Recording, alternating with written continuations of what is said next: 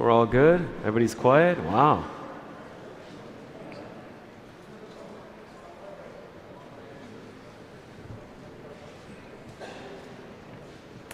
All right, it's about 1:30, so far we're on time. That is going to be one of the key things here today, just keeping the agenda according to script. I know that everybody's busy, so thank you for being here today. Welcome.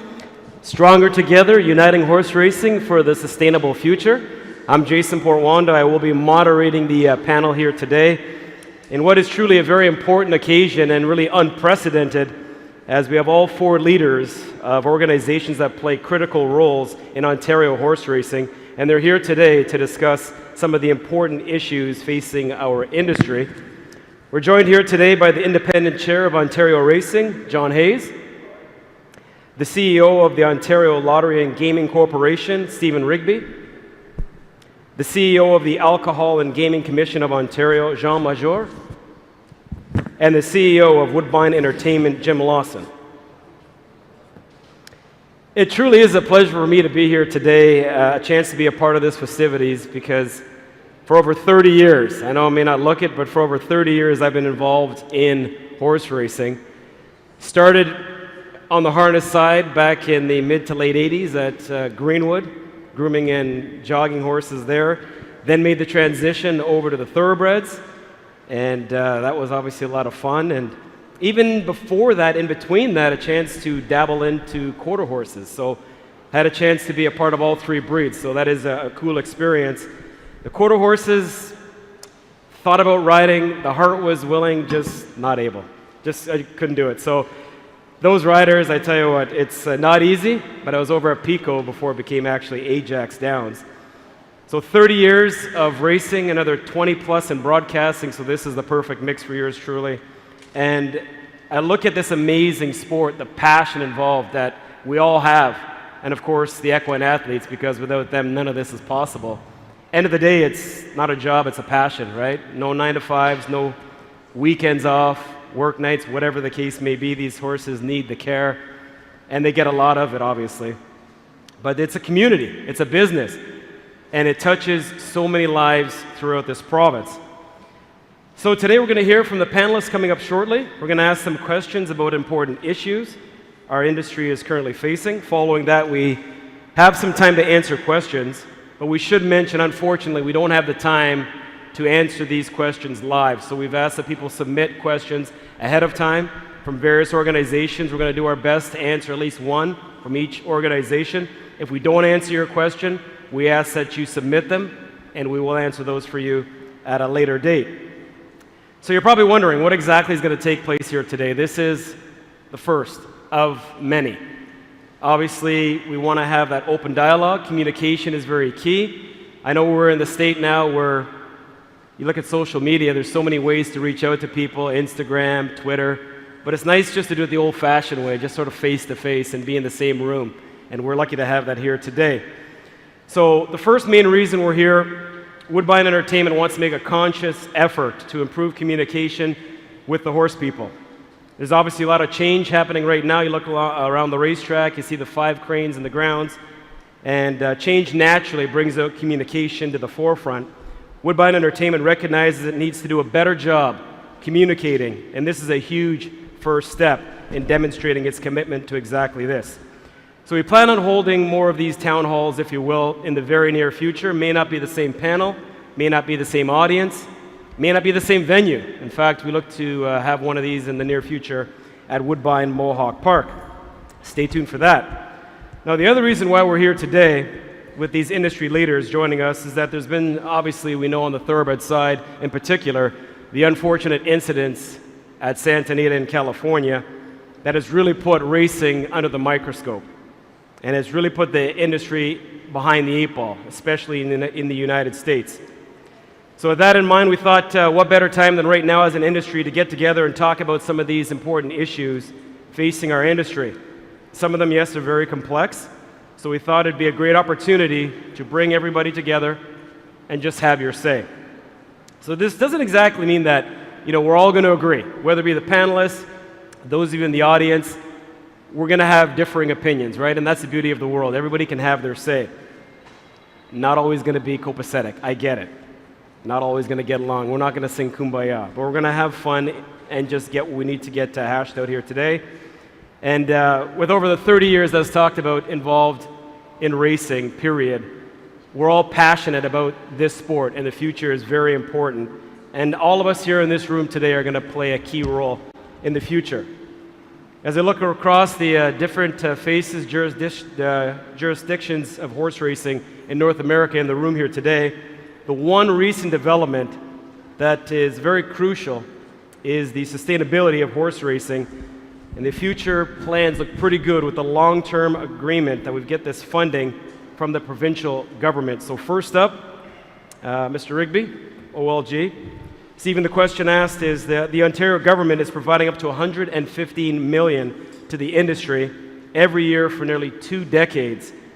Why was this long-term funding commitment so important? Well, thank you for the question. From our perspective, from my perspective personally, I've been in this job for about 5 years now and started working with my friends on this panel almost immediately on the horse racing question. The one thing that I heard over and over again was the whole question of predictability and sustainability. And the horse racing industry is like any other industry. It thrives on confidence. And so all of the work that we did and all of the conversations we had with regard to the negotiation of this long-term funding agreement was all about trying to cement the partnership between this industry in all of its various facets and the government, and to provide really quite a long-term period of fiscal predictability, and one that was also related tightly to a lot of the time frames that were built into our land-based modernization efforts around the province. And all of those deals, as you may know, are in the 18 to 20 year time frame. And so what we wanted to do relative to the vagaries of breeding cycles and the needs of the industry was come up with an arrangement that perhaps some might argue should have been a little richer, but which gave a clear sense of what you could expect in the partnership with the government, and that it would last for a durable period of time, and also provided for a sense that the government could have coming back as to what the management of this would look like, what the governance would look like. The term on the screens here and behind me about stronger together. A lot of the conversation on my side, and keep in mind I've worked on this through 2 governments now, both of whom at the end of the day were truly committed to this deal. The idea was to try and promote a situation where the government could contribute to an environment and an ecosystem where the industry could come together and could have the knowledge that the government was going to be supportive, and that the money that you could expect to get from it and from us, and the money flows from OLG, it comes right off my bottom line, so I'm always interested in it, obviously, that you would know what that would look like, and that you could make funding decisions, that you could make investment decisions, and have a clear sense as to where the government was going to be in that conversation going forward. And I hope in large part that that's what you're seeing. I would imagine there's a lot of debate in a post-SARP environment as to whether or not the quantum was right or not. But I have to tell you, I've been in an awful lot of discussions with the Premier and with 2 Ministers of Finance now about the fiscal circumstances of this province. And I can say that the amount that we were managed to keep and sustain in this funding agreement relative to the pressures that the province is feeling was a considerable undertaking by the Ford government. And I think it's illustrative. I think it exemplifies the commitment that Doug Ford and his government has towards this industry. All right, should mention a hello as well, those of you watching on the live streaming. So this long-term funding agreement bodes well for the future of the sport, but as we're seeing south of the border, the industry under siege, the integrity of the sport, the safety of the sport, so very important to the long-term health of the industry as well. So Jean, as the regulator of the sport in the province, what is Adco's role in ensuring a bright future for the sport in a current landscape that is, to be honest, quite noisy? Thank you for the question. I have a long history with the horse racing industry as a regulator. I had probably a 15 years split between my first time as a CEO of the Racing Commission. The role of the regulator has evolved considerably in the last 20, 25 years. The regulator was a lot more involved back when the Racing Commission was in place in dealing with marketplace or business-related types of decisions. In 2016, the Racing Commission was folded into the AGCO, and it was a very deliberate public policy decision to separate the business decisions, which would include, for example, race dates or purse allocations, from the regulation. And I completely agree with that separation of business and regulation. It's cleaner, and so the business decisions rest now primarily with the OLG and with Ontario Racing. The AGCO has 4 lines of business. We regulate 4 industries. The gaming industry, that includes casinos, charitable gaming, and lotteries. We regulate alcohol, so all the bars, restaurants, and manufacturers. And of course, recently we were given the responsibility to regulate cannabis retail stores. And as I said, horse racing came into our fold about 3 years ago. All of our statutes, racing, gaming, alcohol, and cannabis, have very similar language with respect to our mandate. And we are to regulate with principles of honesty, integrity, financial and social responsibility, and in the public interest. Now, those terms are not defined in the statute. They're left to the Commission, working with the industry as to how they should be implemented. But they are all guided by the same principles. And there are 3 factors, basically, that determine how we regulate. One of them is economics in the marketplace.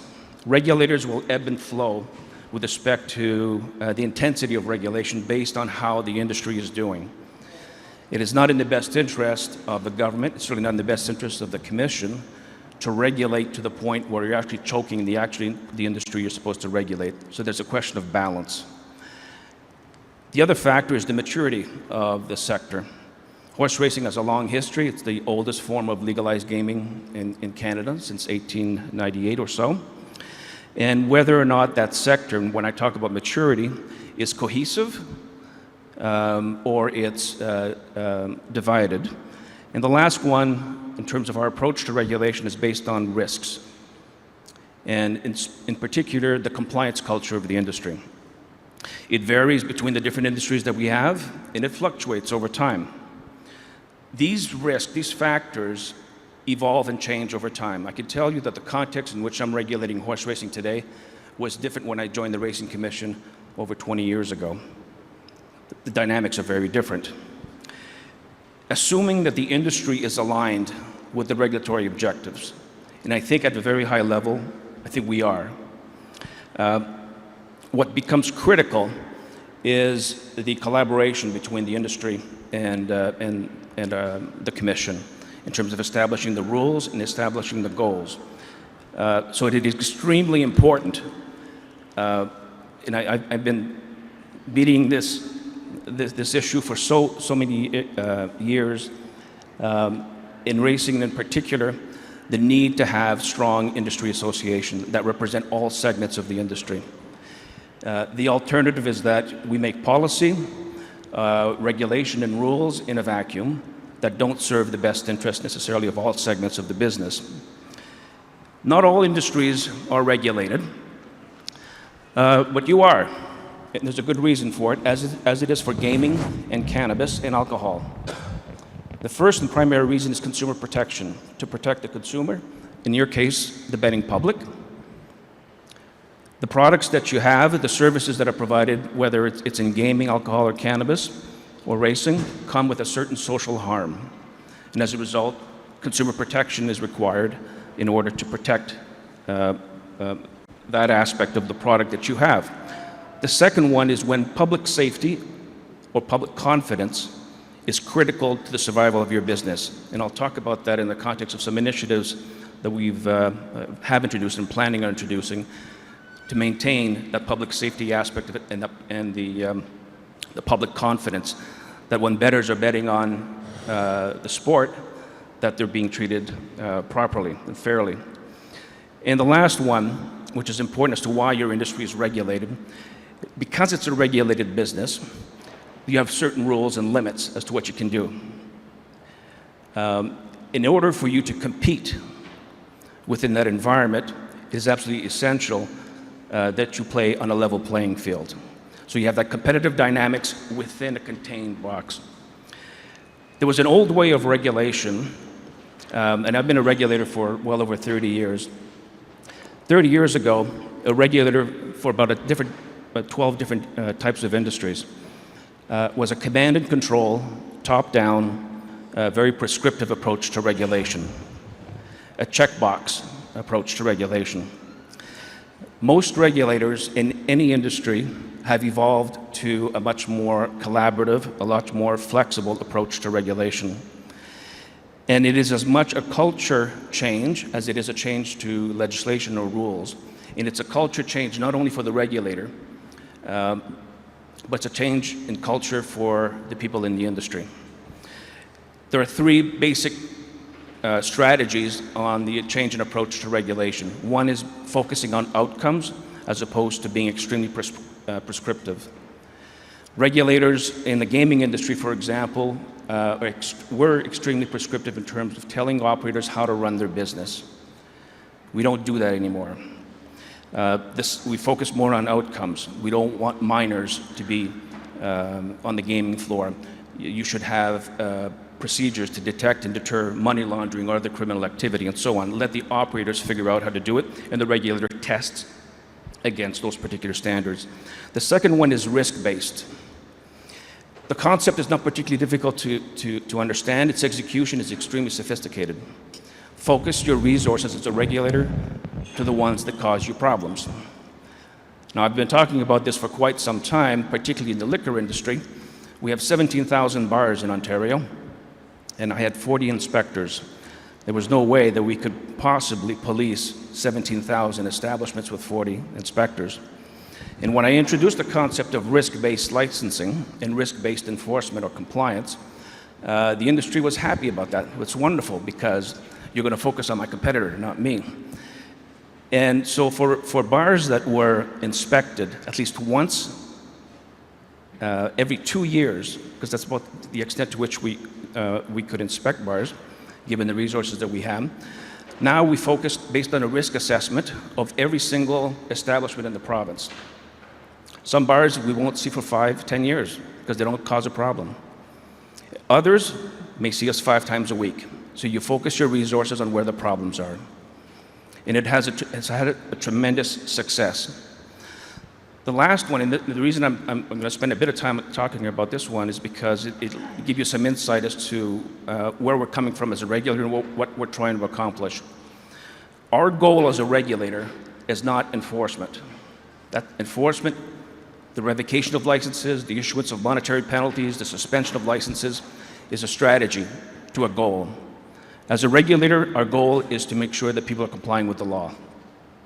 It sounds trite, but actually it's extremely important because we're not in the business of shutting down your business. We're in the business of making sure people are compliant. So as a regulator, the metric of success for us is that we're no longer needed because everyone's complying with the law. Now, in all the businesses that we regulate, I have between 2 to 3% of the people that we license that can't or won't comply, and that's where we spend most of our time.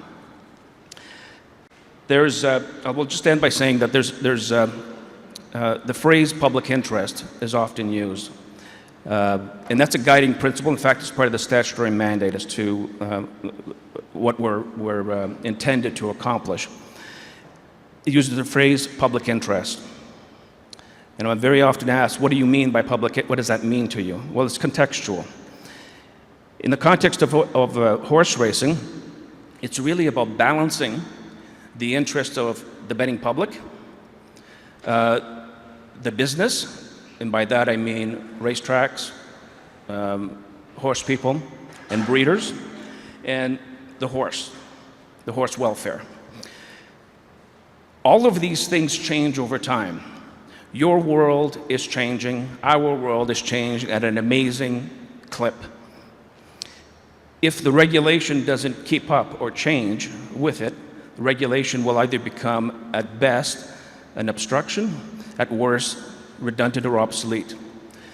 And what's necessary as a regulator to make sure that our regulations do what they're supposed to do, which is to assist you in having a thriving business, is that collaboration. Is that meeting and understanding what your needs are, understanding what your issues are, and agreeing on goals and outcomes. And that's why the partnership, particularly with OR as the industry representative, is so critically important to us as a regulator. All right, thank you, Jean. One big change, speaking of which, that the industry has recently been adjusting to is the formation of Ontario Racing, an independent governing body that directs the sport in the province of Ontario, which has the most racetracks in a single jurisdiction in all of North America.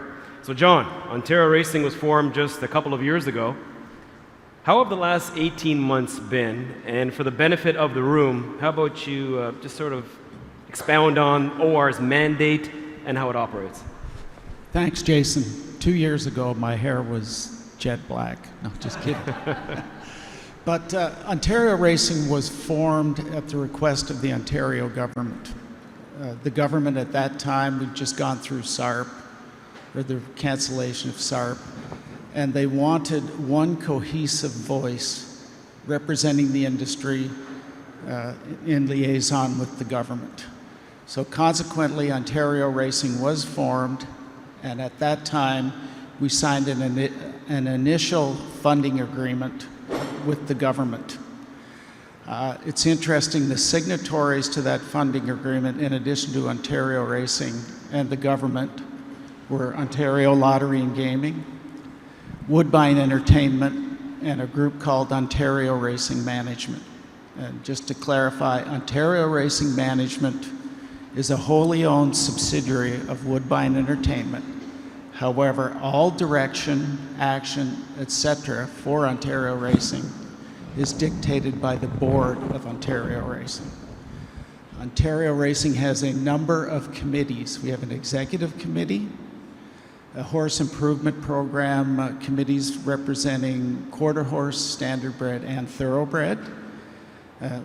Most importantly, these days we have an equine care committee, a committee that is dealing with product development as far as wagering is concerned to grow the wagering in the province, and finally a governance committee. And I'm happy to say that the committees are all functioning, in my opinion, extremely well, representing their perspective, needs, wants, etc. For racing in the province.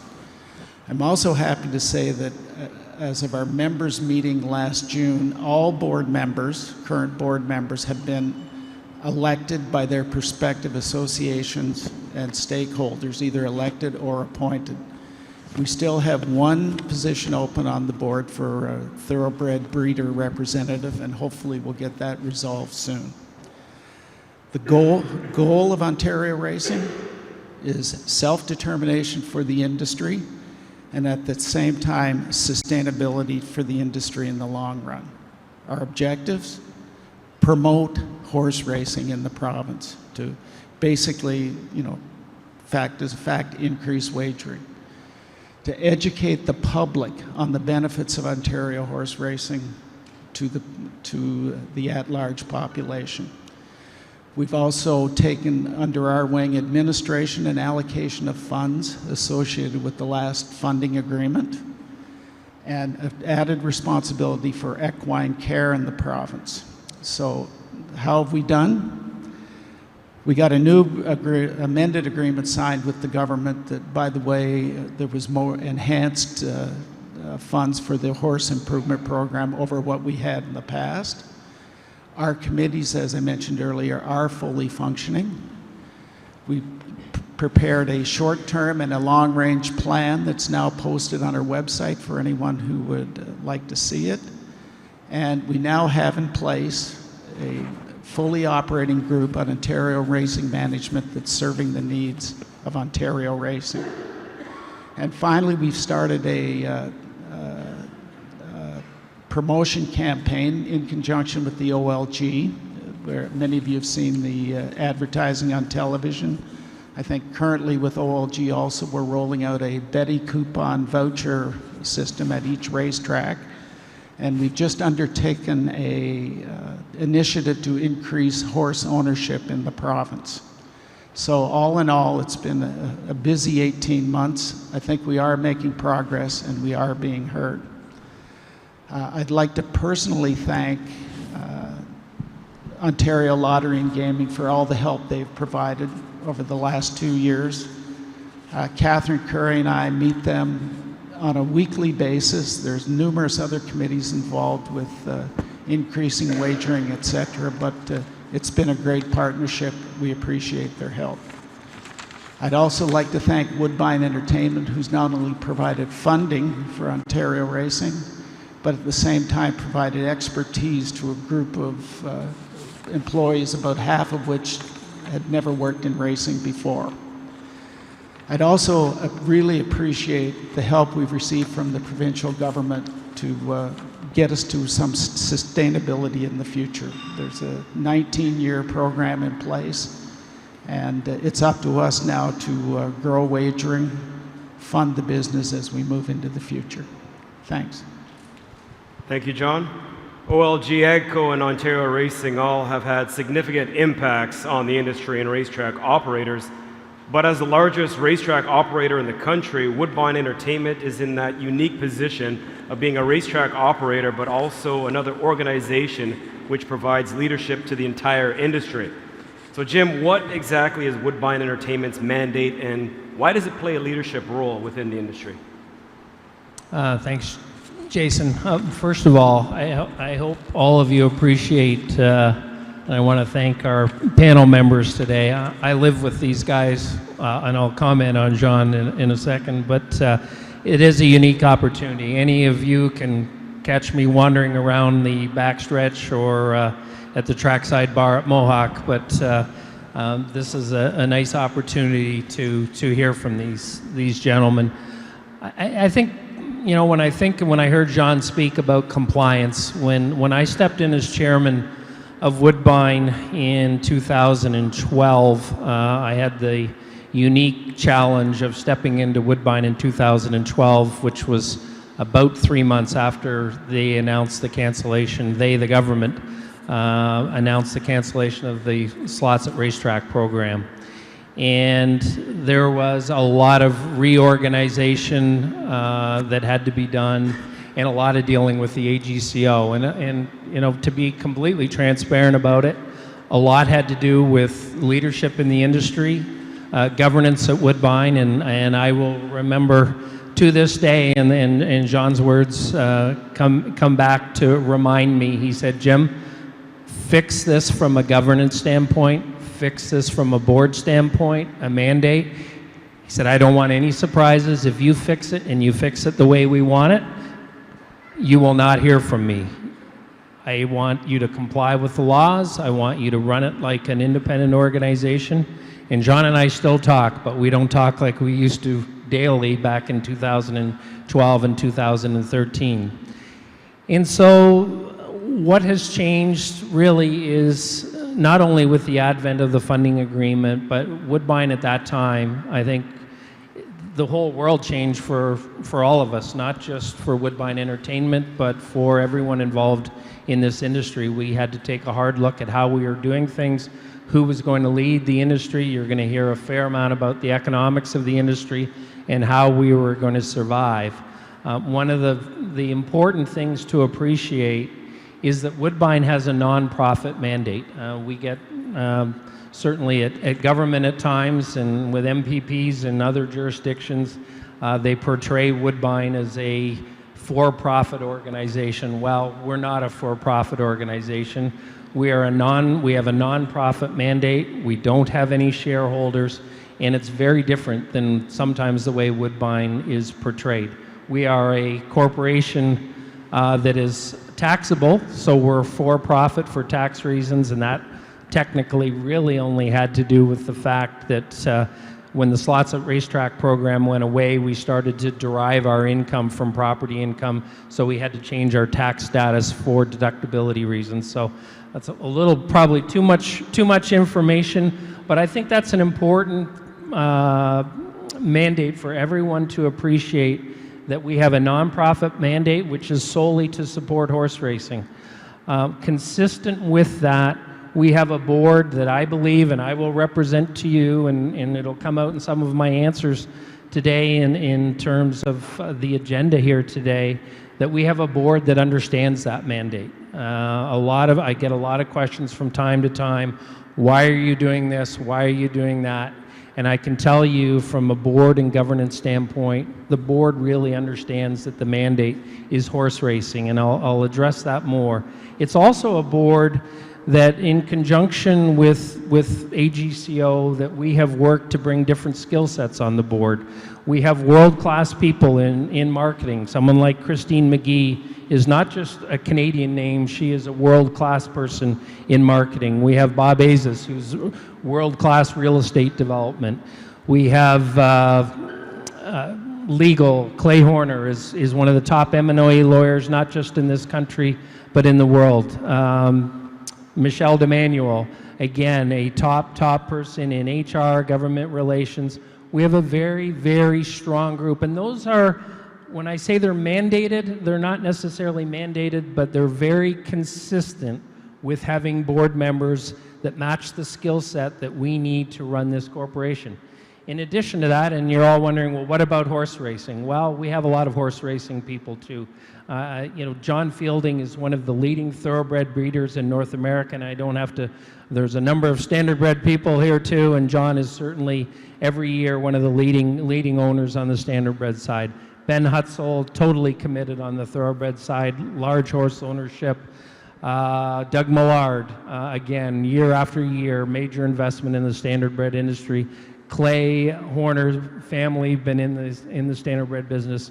So over half our board are very heavily invested into the standardbred and thoroughbred business, respectively.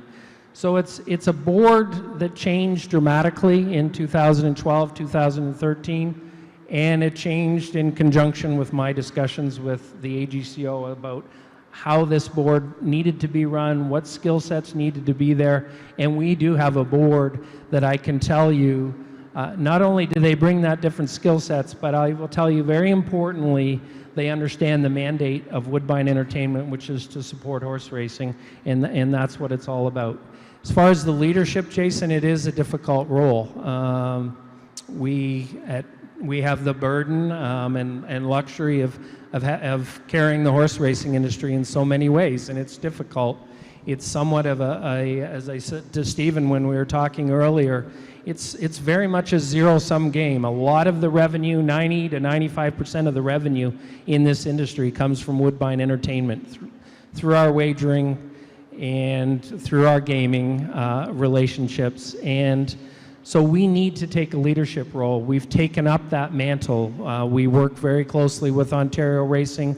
As John mentioned, Woodbine Entertainment has a wholly owned subsidiary, again, a non-profit mandate, Ontario Racing Management, which has now assumed responsibility for every facet of the industry in this province, other than operating the individual tracks. But in terms of the wagering, the tote system, the collecting the wagering money, paying out the purses, the whole back office, the technology, that is all run by Woodbine Entertainment, and it's a heavy burden, and it's a heavier financial burden than people appreciate. And so it has been, Jason, I think it's really taken our board to step up and understand that not only do we appreciate the mandate of Woodbine Entertainment to support racing, but we also have taken that step in the last couple of years of leading the industry and doing the right things for the entire industry and not just for Woodbine Entertainment.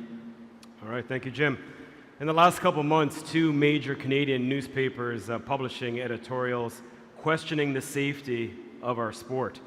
Obviously, we reflect on what's been taking place at Santa Anita in California, the site of this year's Breeders' Cup. Jean, given the fact that Adco is the regulator of the sport, I'll start with you.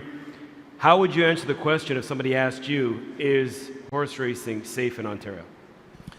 I would answer that it is, without suggesting that not more could be done. The safety of participants in horses is paramount. And it is, as I mentioned to you before, I think critical to the survival of this industry. I have never seen a public reaction to horses' welfare in my career when there was the horse fire at Woodbine. It was incredible. I met with the fire marshal at the time, and he said that they had never received so many calls. And this weren't betting public, just members, people of Ontario, aghast in the outpour that came out. Remember that in safety issues, particularly when it comes to the horse, that perception is as important as the reality. And while many people in the industry, I know for a fact, to be extremely passionate about the welfare of the horse, we cannot rest on our laurels on this one. And in fact, if we're caught in a position where we're forced and pushed back on our heels to do things, it will be too late. It is extremely important that we be proactive on this.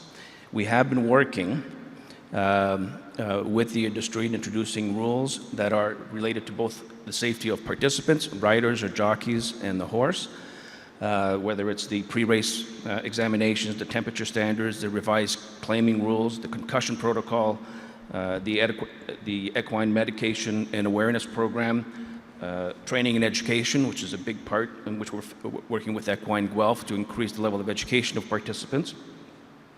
Track surface standards, extremely important. And the two last ones, which I'll be talking a bit later on, is the race day medication ban and the urging rule. In addition to our regular regulatory types of functions in terms of compliance, enforcement, and inspections. But I can't stress enough the need to be proactive on this and to do more. I think when we compare to other jurisdictions, we fare very well, but in the spirit of trying to do even more on this side, we will be doing a more thorough review of all of our rules of racing on all three breeds before the end of the year. And the equine welfare and the safety of participants is going to be central to that review. John posed the same question to you in terms of a look from Ontario Racing's perspective, the safety of these pacers, trotters, thoroughbreds, quarter horses, drivers, and riders. Well, I don't know if I think we got out ahead of the curve from what's gone on in California, because our initial setup in Ontario Racing was to have an equine care committee.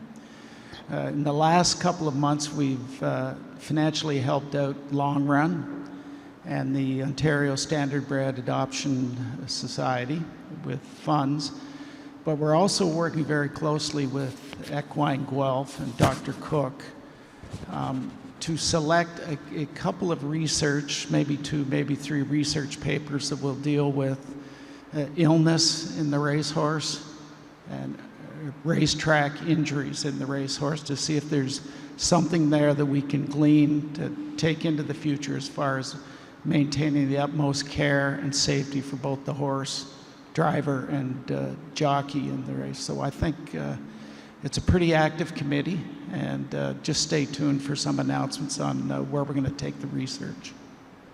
Jim, let's branch off a little bit. I've heard you speak to the press talking about the challenge of economics in terms of operating a racetrack. So how about you sort of just expand on that and talk about some of those challenges? Okay, well, I've been forewarned that they're actually going to post a couple of slides that will be kind of a stark reality that we live with every day in trying to run a racetrack. I think it's important. I mean, this, if there's not one thing, but I think this is one of the things that's going to stick from people in the industry is the model. Stephen's looking at me because Stephen and I have had about 4 or 5 years of trying to figure out how to make this industry work. And quite frankly, there is no model in this province. The business model to run a racetrack is not a business model at all. You can see from that, I have these slides. I think the first one there is overnight races. And you can see with the amount of average wagering, and these numbers have been combed over the last couple of weeks in detail by our finance department and management team. But just to give you an example, you can look at the respective breeds. The average wagering per race on the thoroughbred side and on the standardbred side, and the purses paid out. And with the margins that we receive on a race, and let's just stick with the thoroughbred side, our wagering revenue amounts to $24,000 out of $400,000 in wagering. Less the purse that we pay out on an average overnight purse, it means that every time we run a horse race here, we lose $20,000 on an overnight. Every single time we go to the post, we lose $20,000, which amounts to $23 million a year we lose on operating thoroughbred racing. I can't see the numbers, but I do have the chart here. The numbers are similar. Our loss per annum on running standardbred racing, wagering versus purses, and this doesn't include any operating costs. I can tell you it costs about $80 million a year to run this physical plant. That we lose $37 million by operating thoroughbred racing and standardbred racing, wagering versus purses. And all sources of income, our sole sources of income, are wagering, our food and beverage, and our leasing, which is where OLG comes in, and I'll come to that. So it's even more stark and more shocking when you turn, if we want to include stakes races. And so there's a higher wagering number. Better horses produce more wagering in terms of the average wagering. Averaging in the stakes, we're at 53,000. So this is the true number. We lose $35 million a year here by running thoroughbred racing here. These are real numbers, and we're very careful to make sure that people understand that. Between the two breeds, that's $68 million we lose by running racing. So it is not a business model. So, if you from time to time when you approach me and I get frustrated, that's why, because this is what we're dealing with. It's the margins, the pari-mutuel margins, and people are looking at me somewhat baffled by this, but I'm glad this has come to light on terms of how this industry, how racetracks work in this province. And we, as you might appreciate, we are one of the better ones. Okay, so I'm looking and I'm seeing a lot of red there. Obviously, not a good thing. You mentioned the word losses repeatedly, so then how does Woodbine make this work then? Well, and this is why people have to be patient with what's going on with the gaming, what's going on under the funding agreement. I mean, it used to work reasonably well, as people appreciate, with the slots at Racetrack program, and now we're in a new regime. So our revenue, we pay out approximately $100 million. The exact number, I think it varies. $104 million in purses a year. About $50 million of that comes from our relationship under the funding agreement with OLG, and the rest of the money to pay our purses. And we only use the OLG money to pay purses, which is another misnomer in the industry, thinking that Woodbine is getting all this money from government and paying operating costs and paying salaries and those things. We use the funding agreement money for purses. We pay approximately 50% of the money comes from our wagering, it comes from our food and beverage, it comes from our leases that are in place today, and the balance comes under the balance of approximately 50% comes under the funding agreement. So people, you need to be tolerant of the OLG, the gaming expansion, and then later on I think I'm going to talk about I've seen the questions about how we can make this industry sustain itself, and that's where the real estate development comes in. But I mean, this is the business model you're dealing with, and it's difficult. So without our relationship with OLG, we don't have a business. And when I say we don't have a business, I've done the numbers, back of envelope type numbers, but we would probably have overnights of about 180,000 total. So we'd be running for $18,000 to $20,000 purses here,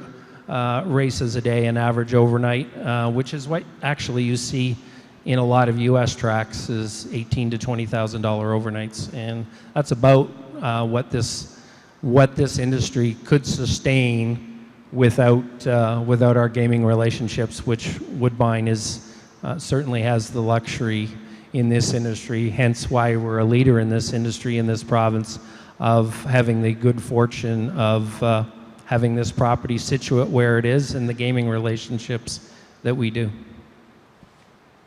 A lot of negative numbers, and I get it's for all the races, the averages, I understand that part, but when you have like a Queen's Plate where you show a record number of wagering, 18 million, how do you not get a profit out of a number like that? Is that not a positive? I mean, how do you answer that? Jason, it's the same economics. It's actually worse economics because just the costs that go into putting on that. We have been, I've got most of the management team and sitting in the front row here. We set out a mandate 3 or 4 years ago to try and break even on the Queen's Plate. And if you work with the margins, Jason, and a lot of the Queen's Plate wagering is in the United States, where the margins are somewhere 3 to 4% on simulcast wagering, that we don't make any money on the Queen's Plate, all things considered.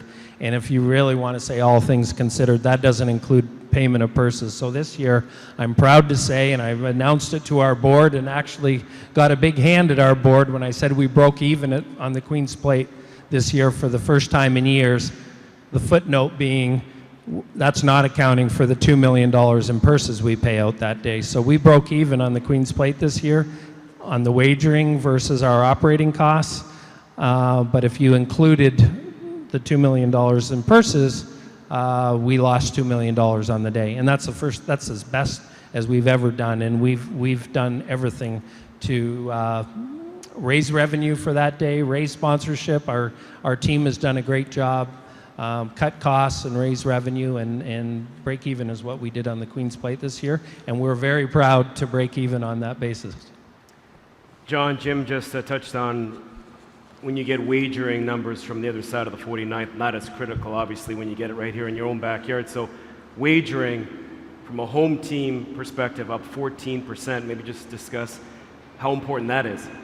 Well, when we refer to home market betting, that's Ontario product bet on in Ontario. So for instance, Clinton races, they're bet on races at Clinton. Home market betting funds the HIP programs, horse improvement programs. So whether it's Ontario Sire Stakes, Breeders' Awards, Owners' Awards, they're all funded through home market betting. The good news is, I think across the board, we're up in foreign betting, that's out of province betting into Ontario, and we're slightly up in home market betting. But if we can drive home market betting higher, horse people, breeders, owners will all come out ahead in the long run. So home market betting is critical to the future of Ontario racing. And just quickly, when we say home market, so not necessarily on track, meaning you have to be here? No, it's within the province. Okay. Jim just explained some of the challenges racetrack operators face and the importance of the long-term funding agreement to help make ends meet, so to speak. So I think it's fair to say that some people in the industry might not have the highest confidence in the financial viability. So Stephen, can breeders, owners, trainers, and racetrack operators be confident then in the long-term financial viability of this industry? That's a great question. I don't think I'm uniquely qualified to answer it, but I'll give you a view. I suspect that the answer to that is owned by a little bit by everybody in the room here. Jim talks about the sort of elusiveness of the business model for the industry, and I tend to agree with him. It's on the face of it, it's a simple sort of industry, but I've come to know it's actually not. You look behind it, and the complexity of the various facets of this industry are daunting. But if you look at it through a simple lens, it's about what is your product, what is the potential marketplace for that product, what are your revenue sources, and what are your costs, and do those vectors add up to long-term profitability? I would suggest that it's about creating conditions for the product to evolve, the revenue streams to evolve with it, accessing market, and making sure, obviously, that the revenue exceeds costs. And I've been associated with this conversation for getting on for 5 years now, and I would say the conditions today are better than I have seen them since I joined the conversation when I came to OLG at the beginning of 2015. That said, I don't know of an industry in the world today that isn't under some disruptive pressure. And there is I think a fairly obvious maxim that says you have to change, you've got to evolve, or market forces and forces of change are going to overwhelm you. And I don't think that the horse racing industry in all of its forms is immune to this at all.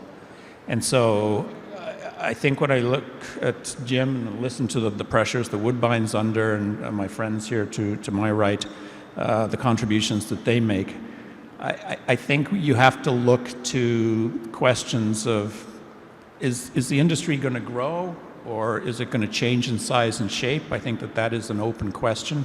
I think at the end of the day, you've got to look to the predictability of certain revenue streams that you have. And, Jim, you've talked, I think, quite articulately about the relationship that the Woodbine and many of the tracks have with OLG. What I can tell you is we built that long-term funding agreement, the length that it is, to give you that certainty. Now, will it change and evolve? I suspect it will, but I don't think it will be reduced. I think the commitment is there, and I think it will be sustained by subsequent governments. I truly believe that. But at the end of the day, I think you have to look at what can be done to evolve, improve, support, consolidate the very product that you're running here. What are the kinds of partnerships that can come into the fore? I have been challenged, but very, very happy, very, very proud to be part of this conversation, and proud to be a partner with the industry. And I hope you have that sense of it. But, there are broader potential partnerships with the gaming industry. Jim talks about marketing. This is a very, very old industry and an old, resilient product. But at the end of the day, the kinds of people who went to the track, in 1950 or 1960 are not the kinds of people that you're trying to access as market elements today. And I know this better than anybody. I run a gaming company, and the fundamentals of gaming are changing basically, fundamentally, and inexorably every day. And so we're looking at a digital future. We're looking at a very, very different client base. We're looking at very, very different expectations. And so as I look at how do we digitize our business, and how do we look to market forces, that are contained in people who are 20 or 25 today and don't have the same tastes or characteristics in terms of product that their parents did. All of this has to go into the conversation that the industry has with itself and with its partners like OLG. I feel that the elements and the members of this industry can look forward to a good future. I can say without reservation today, as I sit here, you can look forward to a strong partnership with the government and with OLG as its agent. But I think that there are hard conversations, tough conversations that are happening all over the world, all over this country, all over this province, in tons of industries. And I believe that those conversations have to be had amongst all of us. What I can say is, though, that after 5 years of positive debate and occasional struggle, I feel pretty good. I feel pretty good about the conditions that are emerging, and I feel confident that there is the talent, the imagination, and the business acumen in this room to make this a viable industry for decades to come. Anybody else anything to add? Jim? John? Well, yeah, I guess as I think about what Stephen just said, and I think about my earlier, not mine, but the slides that were posted earlier, the concern I think everyone faces, and people are invested in this industry, work in this industry, is that's a pretty sad-looking business model, and how are we going to make it all work? And our single goal at Woodbine Entertainment is to make ourselves independent of that government funding. And I believe, to put everyone's minds at ease, that we can get there a number of ways, and we have a number of views on how we're going to get there. But one of the major hurdles is to get off that government funding. In case government, as we all appreciate just far too well here, government is not beyond changing their mind. And I believe there is sustainability, and the funding agreement is a great thing in terms of giving us all confidence. But we at Woodbine Entertainment do not want to be dependent on it. And as we have worked through our projections to self-sustaining, we think we can get there in 4 or 5 years. And how are we going to get there? It's through the expanded development that you see, the additional revenues that come from the leases that will be in place, the expansion of our property development. And that's the only answer, but it's a good answer, because we do have projections on the numbers, and we do feel, and our whole mandate is to make this industry not only self-sustaining, but also long-term for all of you involved in the industry, that we've got to make it work, and that's what we're doing. And that's what our board's all about, is that's our only mandate, is to make it work. And so when you see the property development, you hear about the plans for the GO train, which I understand I'm going to address later, and what that means for horsemen, that we're doing it all to make sure that this industry is around for decades, and that all of you either invested or working in the industry are here. And we've got a path, we've got a plan. We are well managed. We have a good board, and you can have confidence that we're gonna make it. And OLG has given us a big long term, along with the provincial government, of giving us that leg up to make sure we can sustain it. And now it's up to us to make sure we're there. And what we do need to do is find some growth over and above what that funding agreement provides for, because it's as great as the funding agreement is, it doesn't provide for a lot of growth. And we all know that paying bills here are getting higher every day, and we've got to find a way to address that by creating some growth in this industry. So we're also cognizant of that. John, high quality racing obviously is important. Recently, I think it was late March, we implemented the Can-Am Pick 4 on the harness side in terms of the Meadowlands and Woodbine Mohawk Park. Maybe just touch on how important it is to keep that momentum going in terms of attracting good wagering. Well, I'll try to avoid cliches here, but I'm going to echo Jim's comments. The industry has to work together. Whether you're a racetrack, a horse owner, a trainer, a jockey, a driver, a groom, if one of those pieces ain't working, the other 3 or 4 aren't working. So it's absolutely paramount that the industry stays together. As far as the future, we've got to have an adequate horse supply. There's nothing more boring to our customers than a 4-horse or 5-horse field to wager on. We have to have competitive racing for our customers to roll out into the future. And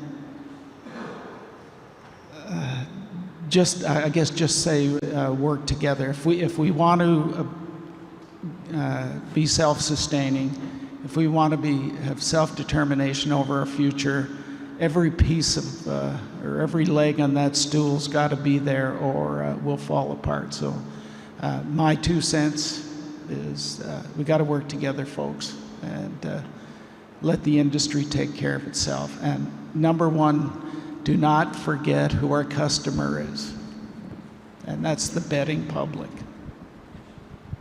All right. Earlier this week, we provided all attendees with the opportunity to submit questions. As talked about, simply don't have the time to take live questions from the audience. So, and obviously the panel doesn't have the time to field all of those. Once again, if your question is not asked, you don't get the answer you're looking for, submit it, and hopefully we'll answer those questions in the coming weeks. But we do have a bunch that we've received via email, and once again, we tried to paint with a wide brush, trying to get at least one from various organizations. So first up, let's begin with the topic of Ontario Sired Stakes and that program. And the common theme within those questions that were asked, Woodbine is consistently viewed as reducing the Ontario Sired Stakes program. Jim, is that a fair view? Yeah, I think it's a fair view. I think there are a lot of reasons, but on the face of it, the Ontario Sired Stakes program is smaller. We are doing, I would say, everything we can with the horse population we have to address our horse supply shortage. And so as we look at it, it really comes down to the racing secretary and Jonathan Zammit in terms of structuring the program. Having said that, we have, I think we paid out $35 million last year to Ontario sired horses. In terms of North America, I don't know of any other jurisdiction, period, that treats a sired program the way we do. The successful breeding programs, Jason, are that get raised from time to time on the thoroughbred side are in New York, are in Pennsylvania, often Florida, but those are bred programs. There are very few. They do run a special stakes day. I mean, we run. I think we have 20 Ontario sired stakes, which is much more than any other jurisdiction. In terms of overnights, I'm not aware of any thoroughbred jurisdiction that runs sired overnights. And so we're going to take a hard look at the bred program and look at the models in Pennsylvania and New York and Florida and what works and what might work for us as a racetrack to accommodate our horsemen. So we're confident. We don't have any agenda. Our agenda is exactly what everyone in this room wants, which is to make sure we sustain horse racing. And so, yes, there's probably been a diminishment of that racing, but we've got to do what's best for the Ontario industry. I mean, one of the things that I've talked to the press about recently is that there will be more Ontario breds selling in the United States this year, yearlings, than there will be in Ontario. And so there are 146 Ontario breds selling at Keeneland next month. And so somehow we have to get a program here that will induce people to keep their Ontario breds here, bring the Ontario breds back. I'm not so unrealistic to think that people are not going to be sending horses to Keeneland and Fasig-Tipton consistently because of the U.S. dollar and because of the power of those organizations. But somehow we have to find a way to get those 200 yearlings back here to race. And so we are going to look at an Ontario bred program. They're strengthening it. Not to suggest that there won't continue to be Ontario sired incentives, but this talk bubbles over with everyone. And we as a racetrack can't afford to continue to go on with a horse supply shortage when 200 of our best horses are disappearing into the United States and very few of them are coming back here. As you would expect, a lot of people are afraid of that six-letter word change, and there's been a lot of that. Hot button topic has been race day medication ban. Of course, a lot of that direct reflection of what's taking place or has taken place in the United States in regards to the use of Lasix. So Jean, can you explain why Adco elected to change this rule and why it implemented the timing of the 24-hour rule the way it did? The short answer is horse welfare. The subtext of that is the integrity of the sport, because the ban on race day medication really levels the playing field. With the exception of furosemide that can be administered, it really puts everyone on the same footing. Horses are all examined, as you know, by official veterinarians before they race. Having race day medication can have a reality or perception that it's masking symptoms or injuries to the horse, and that doesn't sell well to the public, that if a horse is not fit, it should not race. We're not trailblazing in this area. Most of the United States, Europe, Asia, Australia have all had race day ban medication. So we think it's a good policy.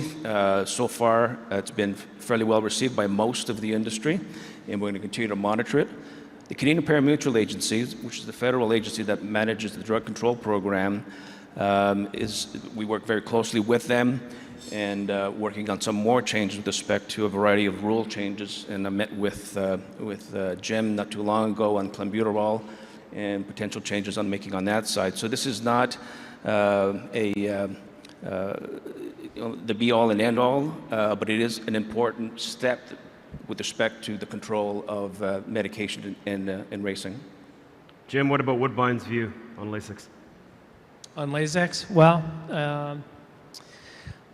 I'll speak in this sense. First of all, we all appreciate the movement in the United States. Part of it stemmed out of the whole. I know it's hard to connect the dots, but I think most of you can connect the dots. That a lot of the Lasix view started not long after Santa Anita had their issues. I personally do not connect the dots. And Woodbine was asked to join all of the U.S. tracks on phasing in Lasix ban. It's certainly an area that comes under the jurisdiction of the AGCO, but in terms of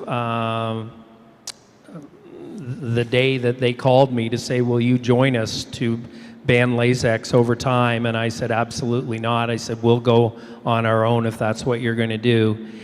And it's not to suggest that the industry, including Woodbine, may not go there someday. Certainly we all appreciate, and there's many more experts in the audience than I am, but there are certainly physiological reasons that horses bleed. And those of you who are running horses today know that a lot of your horses bleed even with Lasix. So it's a very difficult and delicate issue, and we appreciate it. I think our reaction as a racetrack, Jason, is this is a very complex issue. This is about humane treatment of a horse, and there's no question that the Lasix helps. And I'm not enough of an expert, nor I'm sure anyone is, that over generations of breeding horses for 2 or 3 years, if they're Lasix free, then will it eliminate the physiological issues in the breed? I don't know. But so, and I'm not about to express a view on that. What I do know is that it needs to be studied carefully, and that this is not something that we should jump into. We want to consult with the HBPA. We want to consult with all our industry stakeholders on an issue like this, and of course at the end of the day it'll be closely worked out with the AGCO. So our view is we're going to go cautiously and do the right thing and not overreact, because I think it really is a very difficult issue that people have jumped too quickly on it without understanding it, in my view, and we want to do it right. So we're going to be somewhat in the minority of racetracks, but and we're of course always need to work with our friends at the AGCO. But I think it's my plea to the AGCO is this needs to be studied very, very carefully before there are any changes to race day Lasix. Jean, another question we received from the audience about the integrity of the sport and ensuring a level playing field. So what steps has Adco taken to protect the integrity of the sport, which is obviously very important to the horse people and to the bettors? Yeah, it's a good question, a very complex answer to that question. As a regulator, as I mentioned at the outset, our goal is to make sure people are complying with the law. And in order for us to do that, we have different strategies, from education, training, to sanctions, revoking licenses or issuing penalties. and we target those that pose a greater risk to the industry. The effectiveness of those strategies are founded on two basic concepts, and this is not unique to horse racing, but generally as regulators. You have to establish two things. You have, one, in order to ensure people are complying with the law, and the vast majority of people want to. It's up to the regulator to set the bar as to what's acceptable and what's not. There's a degree of tolerance for non-compliance, and I'll use the Highway Traffic Act example in a minute just to make my point, but there are two basic concepts. You have to have meaningful sanctions. So the penalty has to be more than the cost of doing business. The second one is you have to set an environment where there's a reasonable expectation of getting caught. And what I mean by that is, and I'll use the highway traffic example, you know what the speed limit is on the 401. And you know that if you pass an OPP cruiser at 110, you're probably not going to get stopped, but you're breaking the law. You know that if you go into 117, now you're starting to get close to that point, and you know once you get to 120, you're probably going to get stopped. And that's what I mean by the tolerance for non-compliance. The zero tolerance for some issues, so for some matters it's clear there should be zero tolerance. But as a regulator, we develop strategies in order to pursue those two particular concepts. And we adjust accordingly. What it requires, however, is collaboration with the industry. Now, Jim just mentioned Lasix, and I mentioned at the outset as well that there's a lot of things a regulator can do, but if it kills the business, then we really haven't accomplished much. So we need to understand what the implications are before we introduce, whether it's higher sanctions, higher suspensions, or different rules, because it has to make sense. The industry has to be ready. There's not one panel member here that hasn't mentioned the word change. You are far better off as an industry to be proactive and to implement those changes, whether it's race day medication, urging, Lasix, clenbuterol, whatever it may be, to proactively do it rather than being forced to do it. Because if you're being forced to do it, it's likely not to work in your favor. You're way better to define your destiny by being proactive and changing it. So we will be doing a complete, comprehensive review of the rules of racing in all three breeds. And there will be some administrative type of reviews that will be entailed in that process. So streamlining, using more plain language, having more consistency between breeds in terms of the rules of racing. We'll be looking at authorities and jurisdictional issues in the rules of racing. But the priority in all of this is about the integrity of the sport and the welfare of the participants and the horse. There is nothing off the table in this review, so we'll want to hear from you. Is the higher sanctions needed? Are there things that we're doing that we should stop doing? Are there new ways of dealing with the regulation and ensuring that people are complying with the law? So I'm looking forward to hearing from all of you because I think this will be a pivotal change. The last time we did this was in 2000 in that comprehensive a manner. So this will be a golden opportunity for everyone to provide input to see how we can be more proactive in dealing with this so integral piece of horse racing, the integrity of the sport. Jim, Jean mentioned the word suspension. That's another topic that has been quite popular. Why is it that you see either a jockey or a driver get suspended and then he or she is still seen driving? I've seen this before at both racetracks.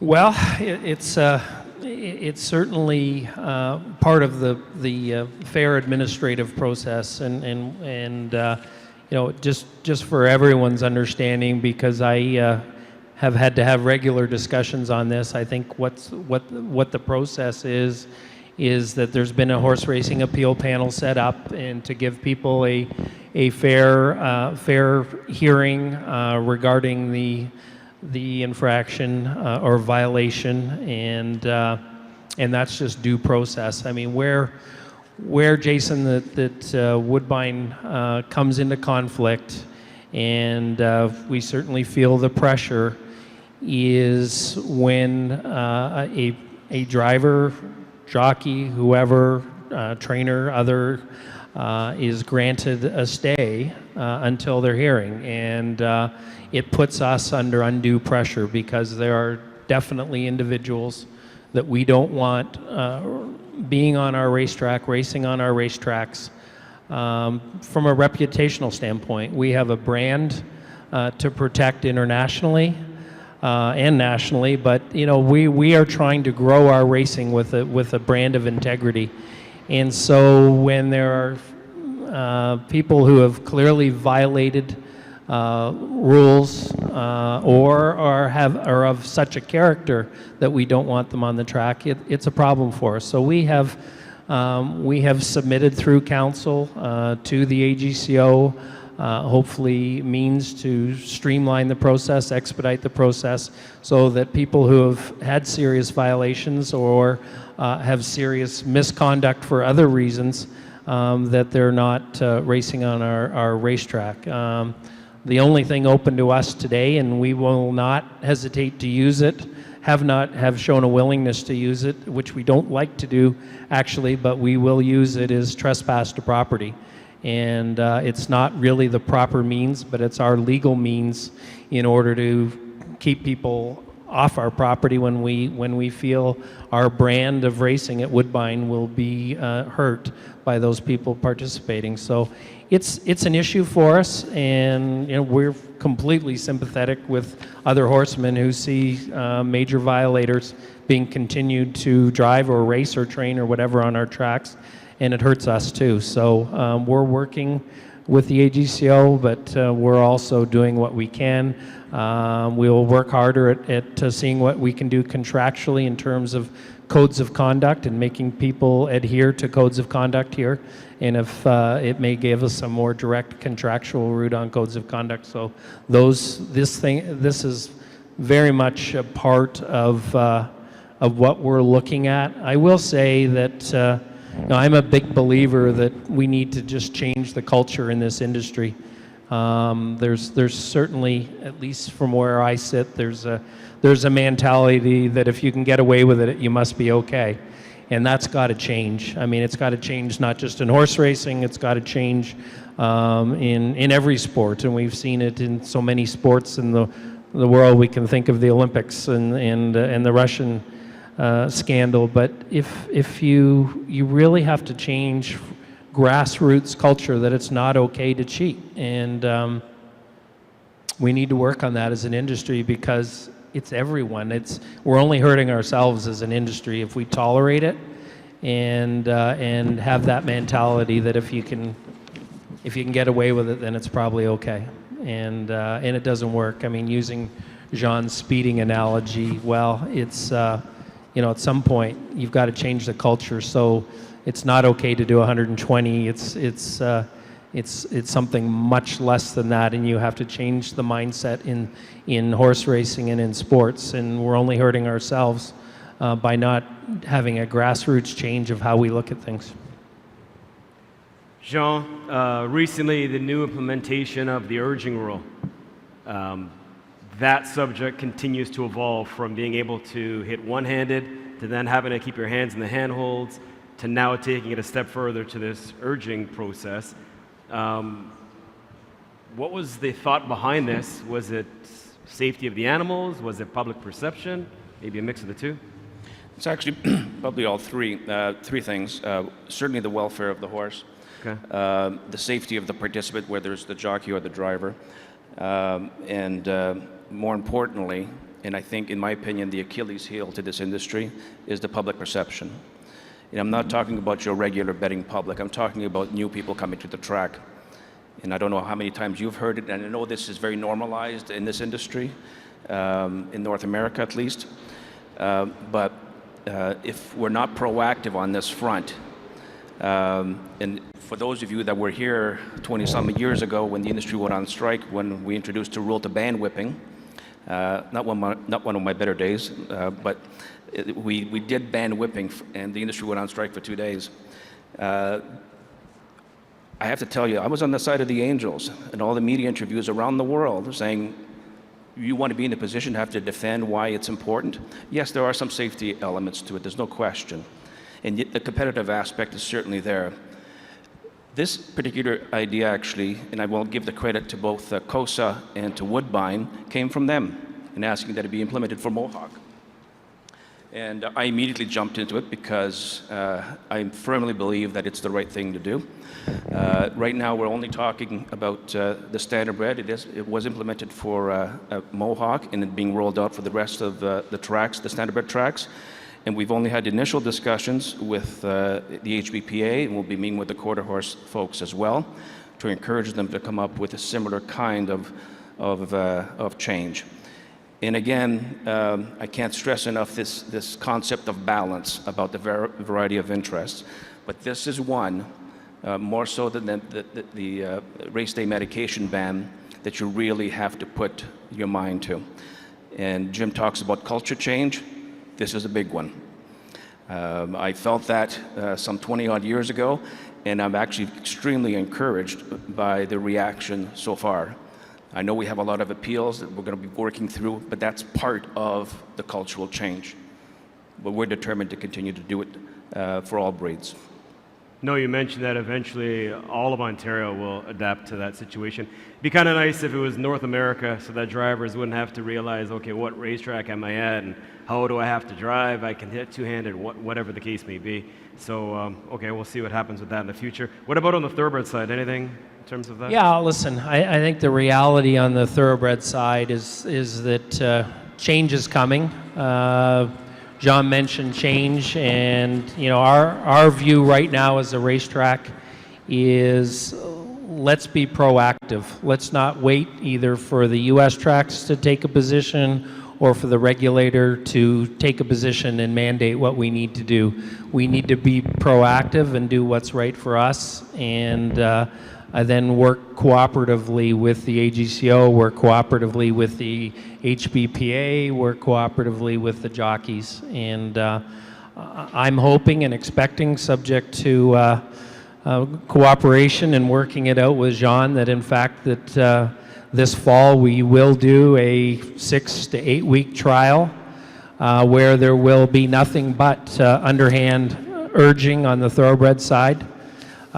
This is where the industry is headed. We want to do it as a test, and we need to work it out with the various groups, but this is where the industry is headed, and Woodbine is much better off. The way this world is headed and the industry is headed, we're much better off taking a lead on it, and I'll tell you that I think if we take a lead on it, that the rest of the participants, as strange as this may sound, if Woodbine does it, you're going to see Naira do it, you're going to see Stronach do it, and we will be the leader. And I think it's the pressure that this industry is under. I think we need to really wake up and say this change is coming. I believe that the whip is a safety. I've talked to enough of you and enough of the jockeys to understand that it is important to carry a whip. Other jurisdictions I don't think have done it very well. I think what they've done in Australia has been problematic in terms of their experiments. I think that the world is looking upon us even. I had a call last week to say if you guys would take the lead on this, it'll help us a lot. And it'll help the industry a lot. So we, subject to working things out with our friends at AGCO, we are hoping to have a test this fall. So we're excited about it. We're again, in terms of change and the way this industry needs to change, public perception, we think it's the right thing to do. So we're hoping to implement that this fall. Rule changes, John, back to you again. I know that, again, you're on the hot seat with this, but earlier this year, first Saturday in May, for the first time ever, we saw a Kentucky Derby winner disqualified for interference. I know Category 2 is more of a North American thing, but what's Adco's take on, Category 2 interference versus Category 1? Interestingly enough, Jim had mentioned this to me, it must have been at least a year ago, and it didn't really resonate with me in terms of an issue until I saw the Kentucky Derby. And I called Jim right after. I said, now I know what you mean. And your average person who watched the Kentucky Derby, his reaction, we're not necessarily schooled in terms of understanding horse racing. You hear it over and over again. The best horse did not win. And I phoned Jim and I said, I understand now. Can we look at this? So for those of you that don't know, the category 1 is if there's an interference, if the horse that was interfered with would not have otherwise won or a chance of winning, then the horse is not placed behind. Canada, United States all operate under that particular rule. So if you interfere, you're taken down, you're placed back. Category 2, most of Europe and larger jurisdictions operate under that basis. The fairness to the participants and to the betting public, probably the 2 paramount questions that we've been faced with when we started to talk about this. And to be clear, we're only talking about the thoroughbreds and the quarter horse. It is largely a business decision. Racing has been global in nature, certainly Woodbine, for quite some time. And there are competitive dynamics that Woodbine has to deal with if they want to attract players from other jurisdictions, and they have this rule that's different than what is happening in North America. And much like the urging rule, this is cutting new territory. So I personally have not landed on the decision as to whether or not to do this or not, because I really need to understand how it's going to work, how our stewards are going to deal with this, because it'll affect penalties structure, whether or not there's any appeals or not. In Kentucky, there were no appeals to the decision. So there's a lot of things to consider. And so we will be sending a paper probably in the fall, engaging the thoroughbred industry and the track, the Woodbine in particular, to find out, can we make this work? So stay tuned. Go ahead. Can I just add one thing on that? It's almost a amusing little story, the Category 1 versus Category 2. I mean, the biggest proponents of Category 1 are the Asia and Australia, in particular, the chief steward of the Australian Jockey Club. Forgive me if I got that wrong, Rick, but certainly the chief steward, and he's speaking in Saratoga today on Category 1 versus Category 2. But at the International Federation last year of Horse Racing Authorities, of which every horse racing jurisdiction, country in the world attends, there are approximately 75 countries in the room, and I was at the front of the room, and the chief steward from Australia was about to speak about Category 1 versus Category 2. This was well before, of course, the Kentucky Derby issue this year. And up on the screen pops Woodbine, and I went, oh, well, Woodbine's arrived on the international stage. Isn't this great? And it was from a race from 2 weeks before at Woodbine in mid-September. The horse comes up on the outside, brushes the inside horse, and draws off and wins by about 9 lengths. And of course, the horse was, I shouldn't say of course, it was probably the right call. It did brush the horse, but the other horse was getting tired. The winner just breezed right by and did brush the horse, won by 9, and was disqualified and placed dead last because the horse that was tiring at about the 8th pole finished last, so the winner who won by 9. And of course the whole room erupted, and there's the Woodbine insignia. The whole room erupted like, how can they do that put this horse dead last when it won by 9 lengths. So it was an amusing, and of course, as Jean said, after the Kentucky Derby, it's brought it back into focus, so much so that the Jockey Club of New York has, at their roundtable conference, has made Category 1 versus Category 2 a lead topic today in Saratoga. So you'll probably see a lot about it on social media. All right, let's switch gears a bit. We have some questions regarding the growth of the industry. The long-term funding agreement is critical, obviously, important for the financial confidence of the industry, which we've discussed. But over the next couple of decades, there will be inflation, increases in operating costs, maybe increases in competition as well, and the market will change. Again, there's that word. So Jim, where does the financial growth come from to support the industry as we look into the future? Well, I've already mentioned the real estate, and I do believe that through our arrangements and the expansion with the entertainment center, the gaming floor expansion, the increased revenue, it really is going to be a catalyst for growth from a real estate development standpoint. The funding agreement, the funding is fixed, so we need to find ways to be not only self-sustaining, but if we weren't self-sustaining, we just need to find a way to have growth in the industry. One of the things that the world is changing. Land-based gaming. I don't know where land-based gaming is headed, Stephen, but certainly the world is moving digital. Have invested 2 or 3 years and a lot of financial investment in a new product called Dark Horse, which we're going to unveil and use this fall. Dark Horse simplifies betting.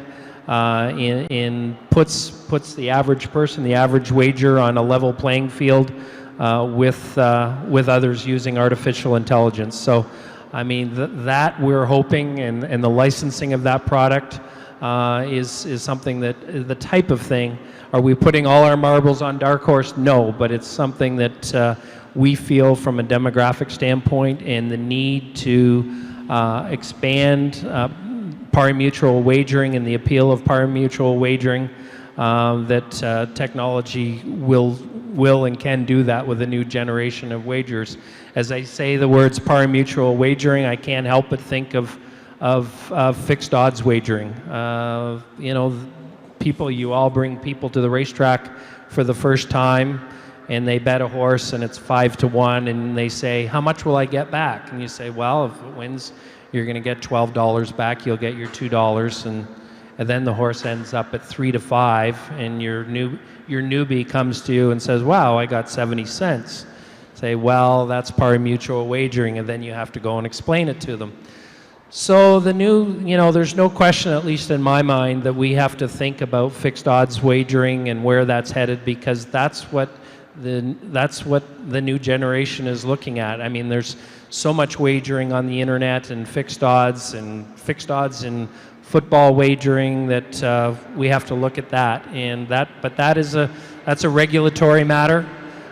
We don't, under our licensing, we don't have any ability to do fixed odds wagering, but I can tell you it's been a big part of growth elsewhere in the world, including in particular Australia. And so there's another opportunity for growth. As you think about fixed odds wagering, the big threat of fixed odds wagering is really sports wagering and what that means to the industry. My friend and I, we'll probably agree on it. I don't know with my two friends to the right, what is the role of racing in sports betting and single game sports betting? Certainly, you can see the trend in the United States, New Jersey, Monmouth, Meadowlands starting to benefit from sports betting licenses on the track. You can start to feel the impact of not having those licenses, or projected to have those licenses at the NYRA tracks in New York. We feel that very strongly that sports betting should involve the horse racing industry. It's going to cannibalize our sport, our industry, if we don't have a role. And the good news is, and you're going to hear a lot from us, both federally and provincially, that we have the infrastructure and we have the people to play a role. Will the gaming companies play a role? Yes. Will the corner stores play a role? Probably yes. I don't know where the regulators federally and provincially will take it, and we will not supplant them, but we can play a role. We have 65 Champions Lounges across the province. We have the bricks and mortar to do it. Our tote system can run fixed odds wagering, therefore it can run sports wagering. We have the back office to do it. We're very close to being regulatory compliant in terms of what we could do. So we will be very loud and very noisy about participating in sports wagering, because if we're not participating in sports wagering, it will really cannibalize this industry. And so we've hired a person recently to work specifically on that strategy. Part of it is going to be a PR strategy. We feel we have the management team, we have the infrastructure. The HPI system is one of the more sophisticated systems, wagering systems in North America. I won't speak for the rest of the world, but no one has a product as good as our system in terms of the technology and its capacity. And so we feel that we need to play a role, and the industry needs to play a role, or we're going to be cannibalized by single game. And I do believe that single game sports wagering is coming. I think that the federal conservatives, who knows what the election's going to look like, but the federal conservatives, I think, are probably going to make it part of their elective platform. The liberals probably aren't far behind. It's a $10-12 billion industry. A lot of the money is today, not only on horse racing, but on sports, is moving offshore, and something has to be done about it. It's much like all the cannabis money that was being made illegally, and now Jean has the pleasure of regulating the cannabis industry. But I think the sports betting industry is coming, and it's going to be very important for us to put up our hands as the leader of the horse racing industry in this country and say, not only can you not forget us, but we can play an integral role in this. We have the skills, we have the infrastructure, we have the technology, we have the people, and what we probably really need to do and where we're headed is finding that right partner. There are the leaders in this world are Tabcorp, who you know from Australia, William Hill, Bet365, certainly. There's an opportunity, obviously, for them to play a role. That's how the OLG is going to maximize by getting it to the world leaders. At the same time, they're also foreign, and we think there's a role for a Canadian company like ourselves that already needs it and can do it to play a role in single game sports betting. So I think there's a big opportunity, Jason. We have to find a way to grow revenue in this industry, and one of the ways is to participate in some fashion in sports betting, technology, real estate. We have to find some growth, and everyone in this room wants to know where the growth is coming from, including me. Stephen, let's further that conversation, because there's another question from an audience member regarding the potential of new revenue streams for horse racing through OLG. Is this something that's in the works, maybe even betting on horse racing through Proline? Well, as long as I'm talking to Jim Lawson, it's always a conversation. Jim has long been a strong advocate of that basic notion. I would say this: we focus our attention on getting the $120 million or so out the door, passing it along to John and his board. It's based on the notion significantly of putting in conditions for industry self-determination, so that we're not saying precisely where the money needs to go. We're given a business plan, and we have a conversation about that business plan, and then John and his colleagues get to distribute it. We are always open to conversations about other revenue streams. I think what Jim's just talked about is probably the best example. We're in the process right now at OLG at completing our work around our digital platform, a suite of web and apps products, and a sports platform for the moment when single sports betting arrives, and I think it will in the next couple of years. We have these conversations. I think they need to be elaborated on. My friend the regulator is obviously always going to have a view on these things, and so it's a tripartite conversation going forward. If we look at specific products that we might build in OLG and look at transferring the revenue to the industry, the conversation I've got to have with my shareholder is that's product that I'm building, and a revenue transfer that's going to reduce my bottom line. The government is always interested, obviously, in the maximizing the amount that I'm transferring to them. So it's a commercial conversation, it's a political conversation, it's a policy conversation. But the short answer is, yeah, we're always open to those debates, and we try to keep up with them through the good offices of Jim and John and their colleagues. Okay, we're trying to hit 3:30, so we'll pick things up a bit here. Jim, quickly, you touched on property development. Obviously, the face of this place changes daily. Racing on Fridays, today pushed back to 4 o'clock. Big question on the backside: what will be the status of the training track? Sure. Well, it's one of those issues that as I say, I wander around, and I did see that this question came in from a trainer, and I'm very approachable on that backstretch. So the rumors, I think the question actually came in saying, is Woodbine getting rid of half the barns and the training track? And I just had bumped into that trainer 2 mornings ago, and the question never came up. So I encourage you, there's lots of transparency here in terms of how we're looking at property development in the train station, Jason. We have been negotiating with Metrolinx. We're negotiating plans and specs right now for a train station on the southeast corner. Our original renderings of how that might work were that we would put surface parking along the southeast corner. Given the plans and specs and the opportunities relative to potentially a Union Pearson platform,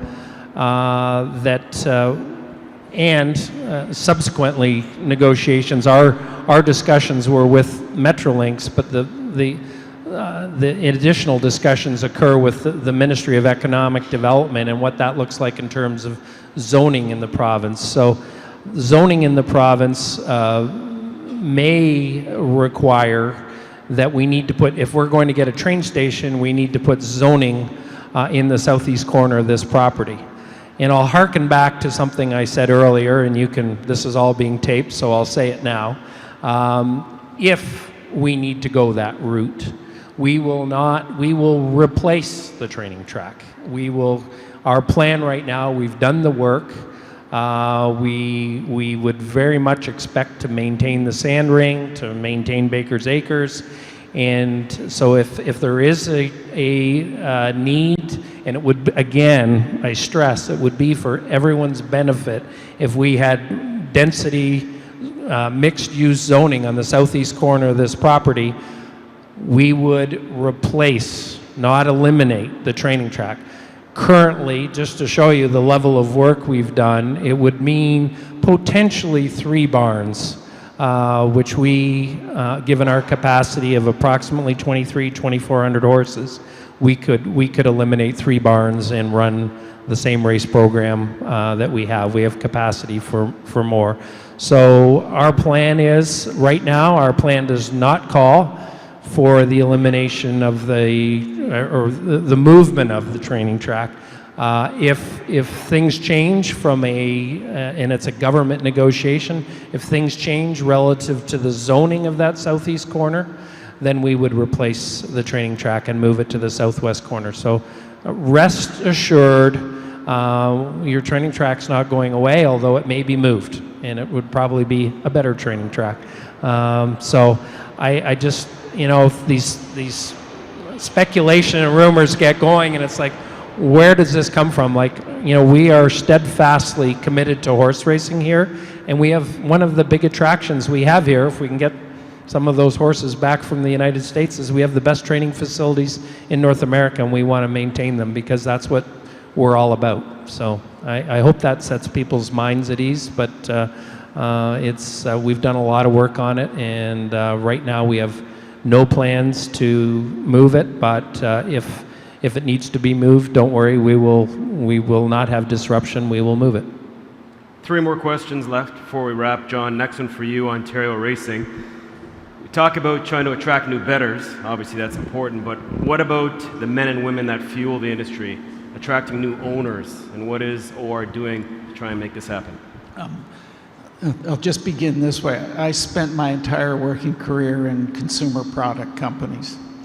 And let me tell you, it's a tough sell when your first line is, you're going to lose money. So John Siskos and his team at Ontario Racing are embarking on a program that is a directed focus on potential owners. You can't go out and carpet bomb the city of Vaughan and expect to find any owners. So it'll be a targeted approach to weed out, present, cajole, whatever word you want to use, to get new owners into the industry. I will say this, I think on the standardbred side, there's been an outstanding job done in cultivating new fractional owners into the industry. I was at Georgian a couple Sundays ago, and one of the stable's horses won an Ontario Sires race. And I think half the grandstand went out for the photo. So the key is, for people on the standardbred side anyway, now to move some of those fractional owners to either hire fractions or be owners themselves. But it is a tough sell. I think our focus in Ontario racing will be more on cultivating thoroughbred owners. I know the quarter horse people also have done a pretty good job with fractional ownership in the province. So it is a high focus for us as we move forward, and hopefully we'll have some success that will bring you up to speed down the road. Thanks. All right, final two questions. A lot of today has focused on the bigger tracks, but let's close thinking about some of the smaller venues. Stephen, let's bring back in the OSARP program. That's the optional slots at racetracks program. Earlier this year, the government decided to bring that back. What's the intent and what's the outlook? It grew out of a series of conversations that the Premier and his team had and emerged as a campaign commitment that there would be a program implemented for those tracks that had lost or were going to lose their slots as a result of land-based modernization. And so it's a 7-year program. It's worth about $65 million in total. And it's designed to offer these tracks the opportunity to either take back a certain predetermined number of slot machines and receive some lease revenue, or for those tracks that didn't want to do that, just receive a single, again, predetermined direct supplement from the government. The intention is to, again, provide a revenue stream for those tracks that were losing one. And it was, the view of the government that this was fair and equitable to make sure that, these tracks continued to have revenue streams that would allow their viability to be improved as we look forward. It's a time-bound program, as I said, about 7 years in length, and we are administering it largely as a form of codicil to the long-term funding agreement.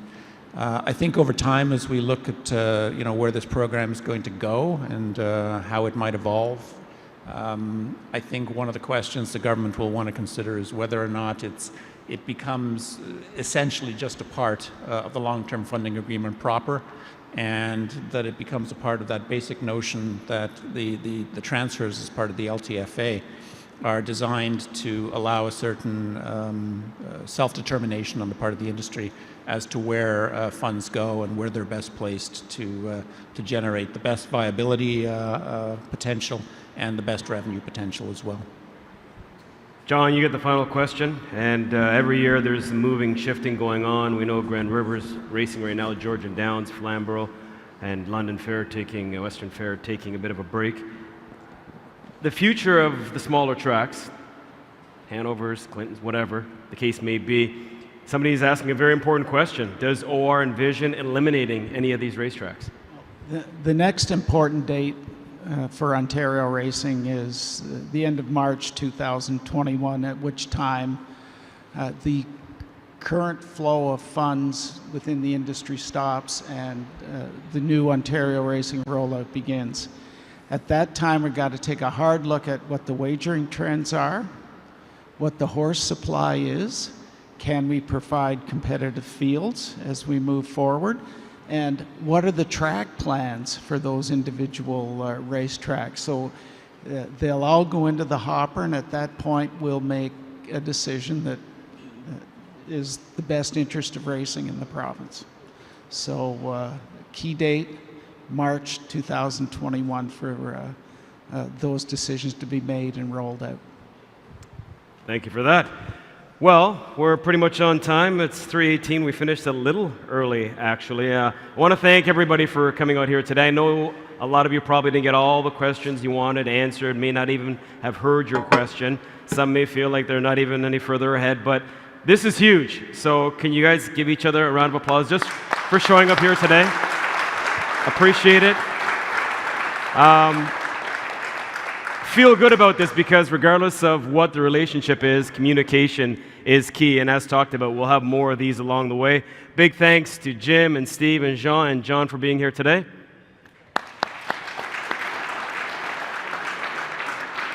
So just to tie up some loose ends, as talked about, there will be another one of these sessions coming up in the near future at Woodbine Mohawk Park. Keep an eye out for that. We're going to send out a short survey by email. Appreciate if you guys could answer some of those questions, and it'll help us as well, what we can do to make these events in the future that much better. Enjoy the racing today and tonight, and thank you for the company, and get home safely. Thank you. Wow. Wow.